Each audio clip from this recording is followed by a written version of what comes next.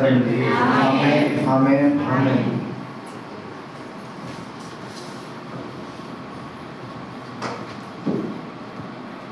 యోనా గారు రాసిన గ్రంథం అండి, 1వ అధ్యాయం 1వ వచనాన్ని చూద్దాం. యెహోవా వాక్కు అమితై కుమారుడైన యోనాకు ప్రత్యక్షమై ఇలాగు సెలవిచ్చెను. నినివే పట్టణస్థుల దోషము నా దృష్టికి ఘోరమాయను గనుక నీవు లేచి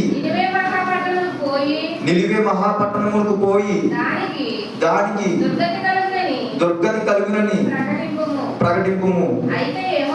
అయితే యెహోవా సన్నిధిలో నుండి తార్షీషు పట్టణముకు పారిపోవాలని యోనా దుర్బేకు పోయి తార్షీషుకు పోవు ఒక ఓడను చూచి ప్రయాణమునకు కేవు ఇచ్చి యెహోవా సన్నిధిలో నిలువక ఓడ వారితో కూడి తార్షీషుకు పోవుటకు ఓడ ఎక్కెను.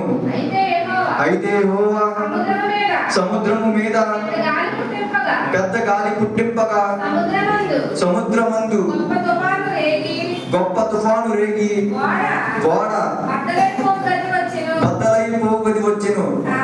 కాబట్టి నావికులు భయపడి ప్రతి వాడును తన తన దేవతలకు ప్రార్థించి వాడను చులకన చేయుటకై అందులోని సరుకులను సముద్రంలో పారవేసి అప్పటికి యోనా ఓడ దిగ్గు భావనకు పోయి పండుకొని గాఢ నిద్రపోచుండెను. అప్పుడు ఓడ నాయకుడు అతని యొద్దకు వచ్చి, ఓయి నిద్రపోతా, నీకేమి వచ్చుచున్నది? లేచి నీ దేవుడికి ప్రార్థించుము, మనము చావకుండా ఆ దేవుడు మన యందు కనికరించునేమో అనెను. ఇక్కడ యోనా గారికి ఏం ప్రత్యక్షమవుతుందంటే యెహోవా వాక్కు ప్రత్యక్షమై చెప్తుందన్నమాట. నిలివే పట్టణస్థుల దోషము నా దృష్టికి ఘోరమాయను గనుక నీవు లేచి నిలివే మహాపట్టణముకు పోయి దానికి దుర్గతి కలుగునని ప్రకటింపుము. ఈ మాటను యోనా గారు ఏ పట్టణానికి చెప్పాలి? నిలివే పట్టణానికి వెళ్ళి చెప్పాలి. నిలివే పట్టణానికి వెళ్ళి అక్కడ చెప్పమని ఆదేశించింది ఎవరు? యెహోవా దేవుడు చెప్పమని ఆదేశించిన తర్వాత ఆ ఆదేశాన్ని ఆయన జరగకుండా తాను భయపడి నిలివే పట్టణస్థులకు భయపడి ఆయన ఏమయ్యాడు? తార్షీషుకు వెళ్ళిపోయాడు. తార్షీషుకు వెళ్ళిపోయి దేవుడి మాటను చెప్పమన్న ఆ ప్రజానీకానికి చెప్పకుండా ఏం చేశాడంటే ఆ మాటని పక్కన దాచి ఉంచాడు. ఉంచిన తర్వాత ఆయన కొన్ని ఇబ్బందులు కలిగి ఆయన ప్రయాణిస్తున్న ఆ ప్రయాణంలో కూడా ఎన్నో ఇబ్బందులను ఆయన ఫేస్ చేశాడు. ఫేస్ చేసిన తర్వాత ఆయన ఉన్న ఓడ దిగువ భాగానికి వెళ్ళిపోయి అక్కడ ఏం చేశాడు? గాఢ నిద్రలోకి వెళ్ళిపోయాడు. గాఢ నిద్రలోకి వెళ్ళిపోయిన తర్వాత అక్కడ అలజడి అనేది రేగింది. ఈ అలజడి ఎందుకు కలిగింది అని అక్కడ ప్రయాణిస్తున్న ఆ ఓడలో ప్రయాణిస్తున్న వారందరికీ ఆ క్వశ్చన్ వచ్చింది. ఎందుకు ఎంత అలజడి కలిగింది అని వచ్చినట్టే అందరూ ఆ ఓడలో ఉన్న వస్తువులన్నీ తీసివేసి ఎక్కడ వేశారు? సముద్రంలో వేశారు. సముద్రంలో వేసిన తర్వాత ఆ ఓడలో ఉన్న వేడి అనేది తగ్గుతుంది, ఆ ఓడ ప్రయాణం సులభం అవుతుంది అనుకున్నారు. కానీ ఇంకా ఉద్రిక్తకు దారి చేసింది సముద్రం అనేది. అప్పుడు ఓయి నిద్రపోతా అని ఎవరు చెప్పారు? ఆ ఓడలో ప్రయాణిస్తున్న వ్యక్తులు వెళ్ళి ఆ యోనా గారిని లేపి, నీవు లేవు, ఓయి నిద్రపోతా ఆయన పిలిచిన వెంటనే ఆయన లేచి వచ్చి నీ దేవుడైన వారికి నీవు ప్రార్థించు అని అంటే వాళ్ళు ఆ ఓడలో ఉన్న ప్రయాణికులు కూడా వాళ్ళ దేవుడికి ప్రార్థించి ఉంటారు కనుక ఇక్కడ నీ దేవుడైన వారికి నీవు ప్రార్థించు అని యోనా గారు చెప్పడం జరిగింది. అసలు ఈ సందర్భం ఎందుకు? ఇక్కడ వచ్చిన సమస్య ఏమిటి? దేవుడికి నిలివే పట్టణస్తుల దోషం ఘోరంగా కనిపించింది. వాళ్ళ బ్రతుకు తిరుగు ఏమైందంటే చాలా ఘోరంగా ఉంది. దేవుడికి ఇష్టం లేదు అలా ఉండటం. అక్కడ ఏం సంభవిస్తబోతుంది? ఏం దుర్గతి? దేవుడి ఉగ్రత. దేవుడి ఉగ్రత వస్తుంది. ఆయన హెచ్చరిక చేస్తున్నాడు. ముందుగానే ఏం చేస్తున్నాడు దేవుడు? ప్రకటన, హెచ్చరిక ఎవరి ద్వారా పంపుతున్నాడు? యోనా గారి ద్వారా పంపుతున్నాడు. యోనా గారు చెప్పనున్నా కానీ యోనా గారు నిలివే పట్టణానికి వెళ్ళడం జరిగింది. ఆయన ప్రకటించాడు. ఎందుకు ప్రకటన? ముందుగా ఒక సమస్య ఒక గ్రామానికే కానీ ఒక జిల్లాకే కానీ వస్తుందంటే ఎందుకు దేవుడు ప్రకటించాలి? అసలు దేవుడి ఉద్దేశం ఏంటి?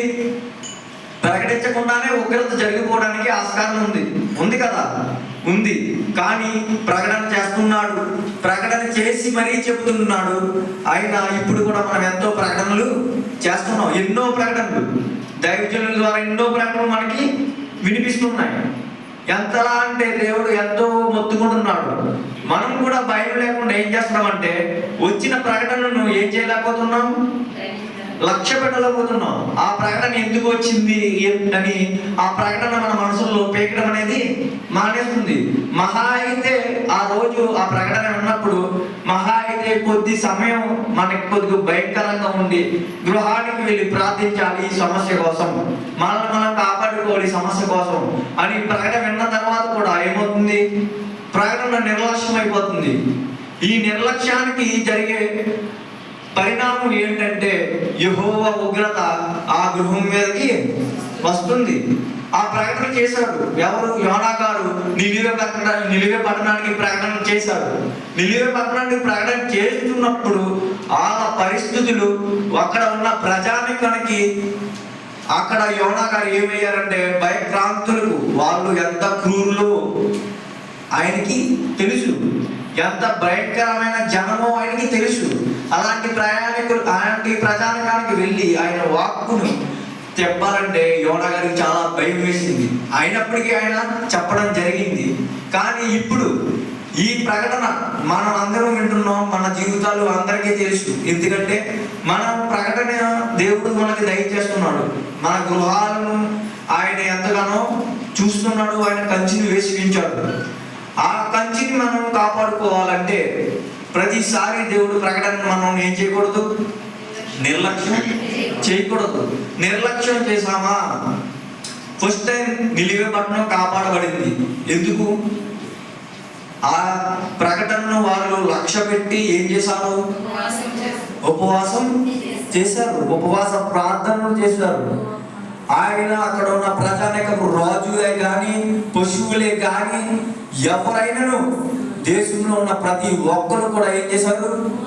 ఉపవాసం ఉండి తన రొమ్ములు కొట్టుకొని బాధపడుతూ గోనె బట్ట కట్టుకొని దుమ్ము లేపి ఎంతగానో రోదన చేస్తే కానీ ఆ దోషం పోలేదు. అంతటి కీడు నుండి తప్పించుకున్న నిలివే పట్టణం, అంతటి భయంకరమైన ఉగ్రత నుండి తప్పించుకున్న నిలివే పట్టణం. కారణం ఎవరు? కాపాడింది ఎవరు? దేవుడు. ప్రకటన చేసింది కూడా దేవుడు. ప్రకటన చేసినప్పుడు మనం కూడా వాటిని ఏం చేయకూడదు?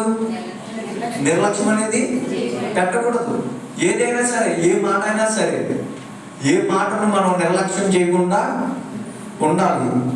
అలాగే 3వ అధ్యాయం 1వ వచనం, అంతటి యెహోవా వాక్కు రెండవ మారు యోనాకు ప్రత్యక్షమై సెలవిచ్చినదనగా, నీవు లేచి నిలివే మహాపర్వతమునకు పోయి నేను నీకు తెలియజేయు సమాచారము దానికి ప్రకటన చెయ్యము.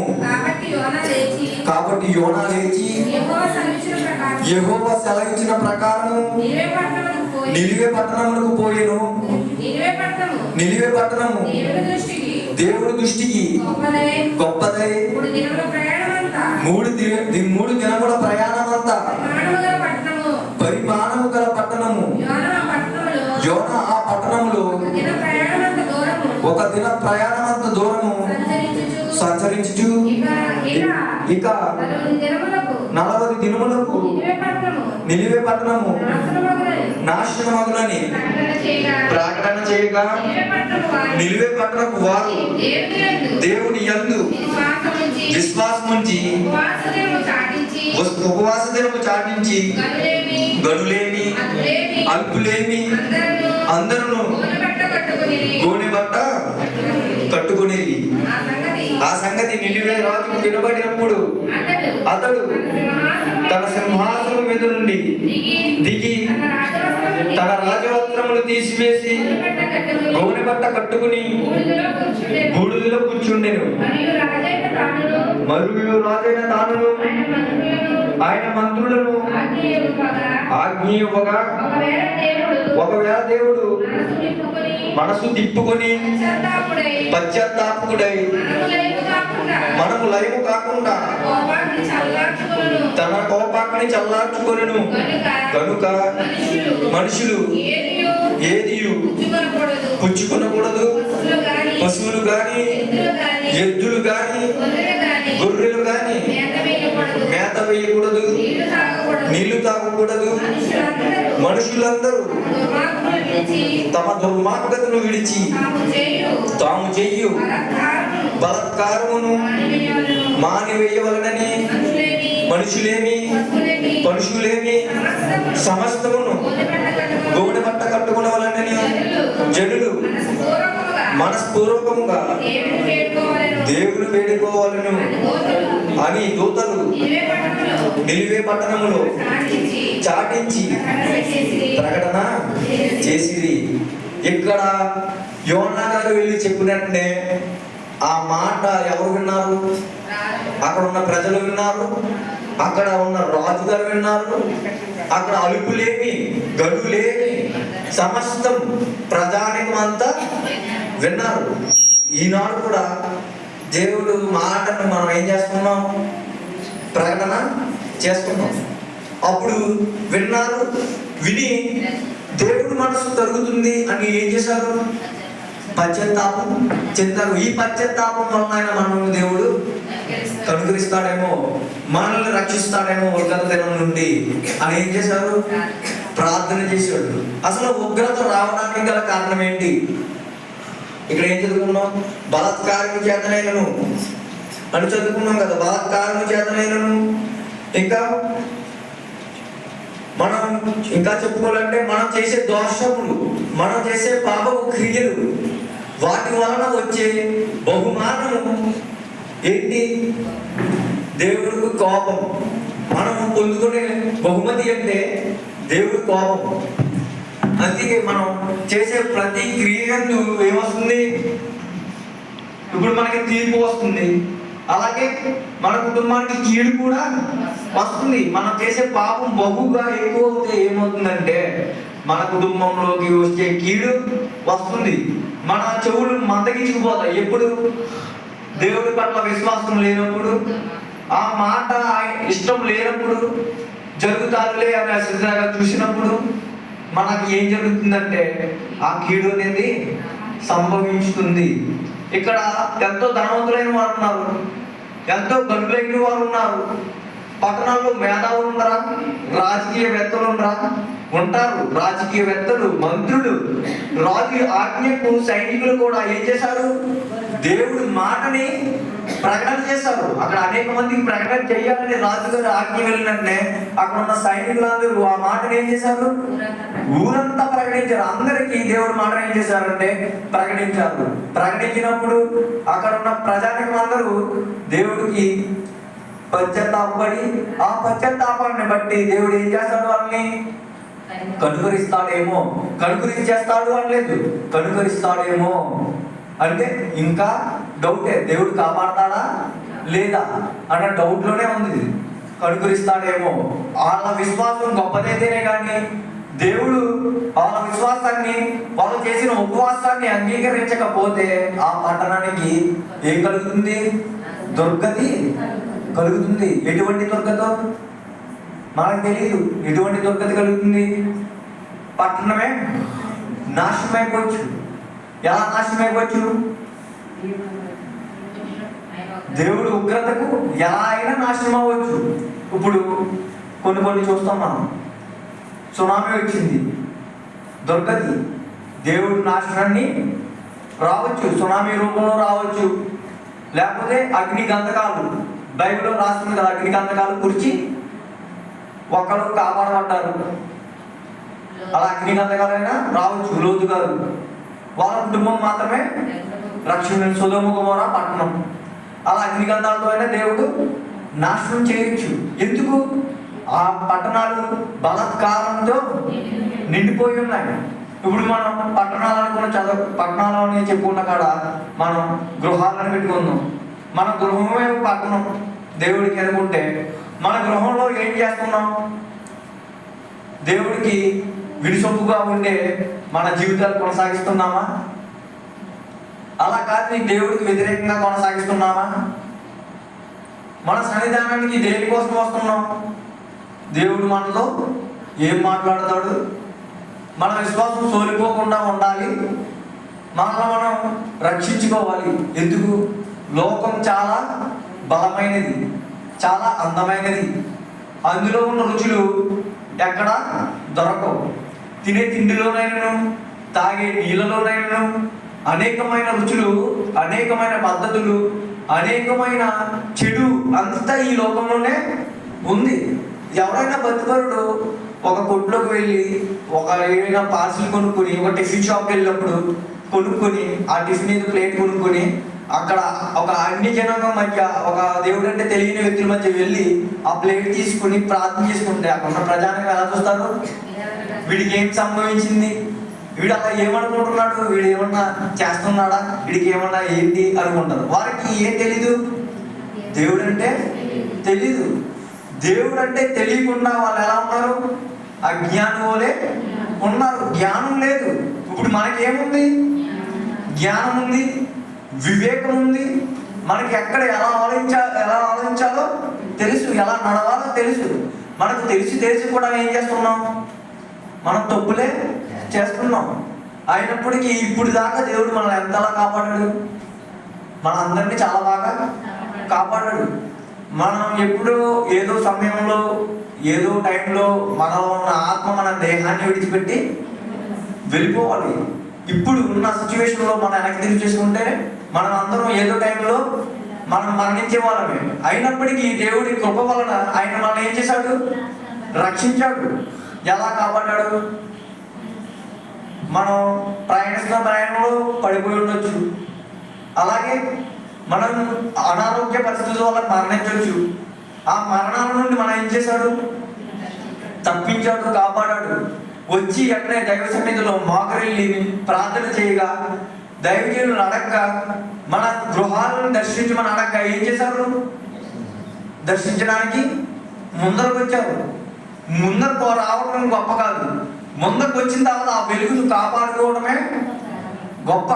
ఆ వెలుగు మన గృహంలో నిత్యము ఉండాలంటే ఏముండాలి? మనలో ఉండాలి. మనలో లేదే ఏ క్రియ అనేది జరగదు. ఆ వెలుగును మన గృహంలో నింపుకుని ఆ వెలుగును కాపాడుకోవాలంటే, ఆయన ఇచ్చిన ధన్యతలు కాపాడుకోవాలంటే మనం ఏ దుష్కార్యమును చేయకూడదు. బలాత్కారమే కానీ ఎదుటి వారిని ఏదైనా అపేక్షించగా మేలైన దాన్ని ఏం చేయాలి? చేపట్టాలి. అలా చేపట్టి ఆయన ఇచ్చే ధన్యతని అన్నడు పోగొట్టుకోకూడదు. మన లైఫ్ ఇప్పుడు దాకా దేవుడు చాలా గొప్పగానే చూశాడు, గొప్పగానే కాపాడుతూ వచ్చాడు. ఇంకా గొప్పగా తయారు చేయాలనుకుంటున్నాడు. అయినప్పటికీ ఎవరు సహకరించాలి దేవుడికి? మనమే సహకరించాలి. మనం సహకరించలేదే దేవుడు కూడా మన నుండి ఏం చేయలేడు. ఆయన మహిమను మన నుండి ప్రజానీకానికి తేటపరచలేడు. ఆయనకి ఒక పనిముట్టు కావాలి. ఆ పనిముట్టు ఎవరై ఉండాలి? ఇప్పుడు మనమే ఉండాలి. ఆ జ్ఞానం వదలండి. మనం ఏం కలిగి ఉన్నాం? జ్ఞానము. ఏ జ్ఞానము? దేవుని జ్ఞానము. మనం ఏం కలిగి ఉన్నాం? దేవుని జ్ఞానమును కలిగి ఉన్నాం. ఆ దేవుని జ్ఞానమును కలిగి ఉన్నాము కనుకే మనం ఏం చేయాలి? మన కుటుంబాలను కాపాడుకోవాలి. అక్కడ నిలివే పట్టణస్తులు ఆ పట్టణం అంతటిని కాపాడుకున్నారు. అది ఎంత దూరం? 3 పట్టణాలంతా ఉండాలి, విస్తారమైనది, చాలా పెద్దది. ఆ పట్టణాన్ని కాపాడుకోవడానికి అక్కడ ఉన్న ప్రతి ఒక్కరు ఏం చేశారు? దేవుడు కాపాడుతాడేమో అని పశ్చాత్తాపానికి గురయ్యారు, దేవుడిని గోజాడారు. అలాగా మన కుటుంబాలను ఏం చేయాలి? గోజాడాలి దేవుణ్ణి. మన కుటుంబంలో ఉన్నప్పుడు దేవుణ్ణి గోజాడాలి. మనం ప్రయాణించేటప్పుడు దేవుణ్ణి అడగాలి. పరిస్థితులు చాలా దారుణంగా ఉన్నాయి, అల్లకల్లోలంగా ఉన్నాయి. మనం బయటికి వెళ్ళి చూస్తేనే కానీ తెలియని పరిస్థితి.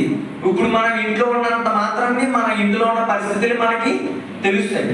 కానీ పట్టణంలో, మన గ్రామాల్లో మనం ఒకసారి అటు నుంచి ఇటు, ఇటు నుంచి అటు తిరిగితేనే కానీ ఎవరి పరిస్థితులు ఎలా ఉన్నాయో, ఎవరి సమస్యలు ఎలా ఉన్నాయో ఎవరికి తెలియవు. వాటిని చూసినప్పుడే దేవుడి మాట ప్రతి ఒక్కరికి గుర్తొస్తుంది. అయ్యో, దేవుడు ఆనాడు ప్రకటన చేశాడు, ఆ మాట ఇప్పుడు ఏం జరుగుతుంది? నెరవేరుతుంది. ఒక్కొక్క గృహంలో నెరవేరుకుంటూ వస్తుంది. అప్పుడు గుర్తొచ్చి ప్రయోజనం లేదు.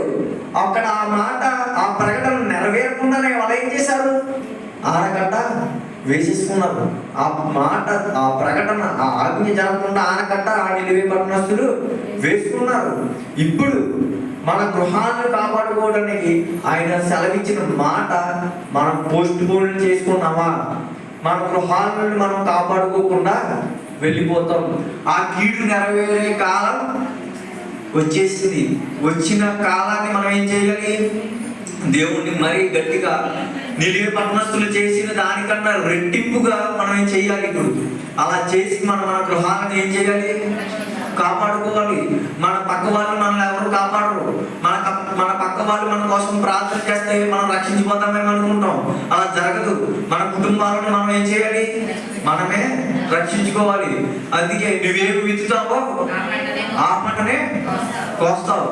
కాబట్టి చాలా జాగ్రత్తగా ఉండి మనం ఏదేది విత్తుతున్నామో దేవుడు సమస్తాన్ని చూస్తూ మనం చేసే దానికే ఆయన ప్రతిఫలం ఇస్తాడు. మనం చేయని దానికి ఆయన దేవుడేమి చేసే దేవుడు కాదు. అందుకే మనం ఏ పంట విత్తుతామో ఆ పంటనే కోస్తాం. మన గృహంలో ఎంతైతే ప్రార్థిస్తామో అంత ధన్యతే ఉంటుంది, అంత కాపుదలే ఉంటుంది. ఎప్పుడైతే దేవుణ్ణి అడగడం మాని మనం తిరుగులాడుతామో అప్పుడు దేవుడు ఆ కంచిని తీసివేస్తాడు. ఇప్పుడు మనల్ని కాపాడేస్తాడు దేవుడు అనుకుని ఉండొచ్చు. ఇప్పుడు కాపాడినట్లు ప్రతిసారి కాపాడాలంటే ఇప్పుడు ఉన్న మనకి ప్రార్థన శక్తి మనం మరణించేంత వరకు మన గృహాలలో జరపబడుతూ ఉండాలి. అలా ఉండి మన గృహాలను, మన ప్రాంతాలను, మన గ్రామాలను కాపాడుకోవాలంటే ఎవరి వల్ల సాధ్యం? మన వల్లే సాధ్యం. మన వల్లనే సాధ్యం. మన ప్రార్థన శక్తి దేవుడు ఉంటేనే సాధ్యం. మన చేతిలోనే ప్రతిదీ ఉందని గమనించి ప్రతి దాన్ని తోచా తప్పకుండా దేవుడు చెప్పిన విధి విధానాలను మనం పాటించి అక్కడ ఆ పట్టణం ఎలా అయితే కాపాడబడిందో ఇక్కడ మన గృహాలు కాపాడబడాలని ఈ వాక్యాన్ని చెప్పిన మహాదేవుడికి వేలాది వందనాలు.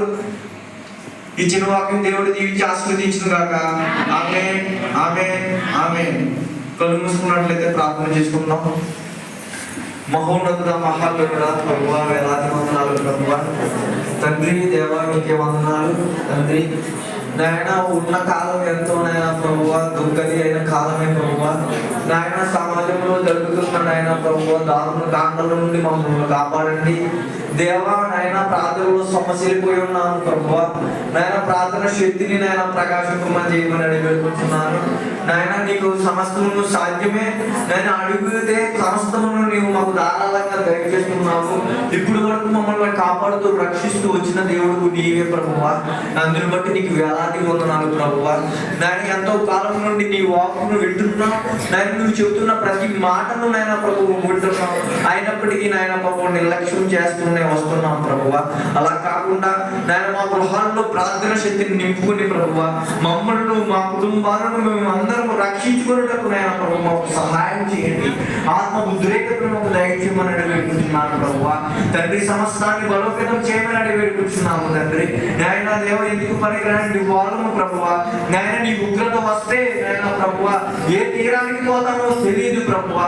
నాయన ప్రతి ఒక్కరు భయముతోను వణుకుతోను ప్రభువా నాయన వాళ్ళ వాళ్ళ గృహాలలోనూ నాయన ప్రభు, ప్రతి ఒక్క జీవితంలోనూ నాయన ప్రభు నీ ఇంట్లో నాయన ప్రభు భయాన్ని దయచేయండి. భయం లేనిదే భక్తి లేదు కదా ప్రభు. భక్తి లేని జీవితం వ్యర్థమని మాట్లాడుతున్న దేవుడు నాయన ప్రతి ఒక్కరికి నాయన ప్రభు భయముతో కూడిన భక్తిని దయచేయమని అడిగిస్తున్నాను. ప్రతి ఒక్కరు భయముతో భక్తితో నిన్ను అడిగి వాళ్ళకి ఏదైతే అక్షరతలు ఉన్నాయో ప్రతి దాన్ని పొందుకుంటాకు మాకు సహాయం చేయమని యేసుక్రీస్తు వారి నామంలో అడిగి వేడుకొనుచున్నాము మా పరమ తండ్రి. ఆమేన్, ఆమేన్, ఆమేన్.